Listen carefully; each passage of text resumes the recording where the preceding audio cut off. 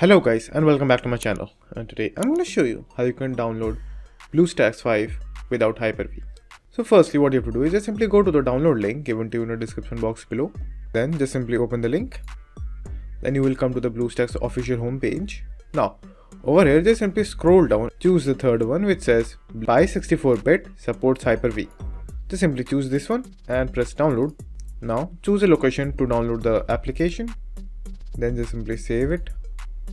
Let it install for a few seconds. Now you can just simply click on install. Now the installation process might take some time, so just be patient and wait for it to complete.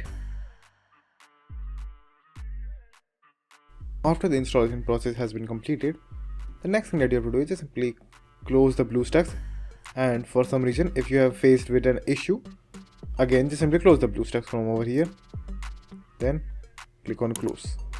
Now many of you might have gotten the error which occurs that Hyper-V is not enabled. So now what you have to do to fix that issue is just simply go to the description box below and you will find another link to the support page of BlueStacks. Then open that link.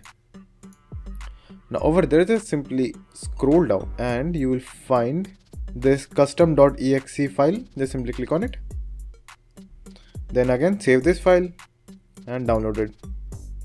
Now after the downloading process is complete, just simply open it. Now it will automatically disable your Hyper-V. Now just simply click on OK and it will restart your computer, and after the restart the error won't be popping up anymore. So let's do the restart. So after the restart just simply open the BlueStacks and there should be no more errors.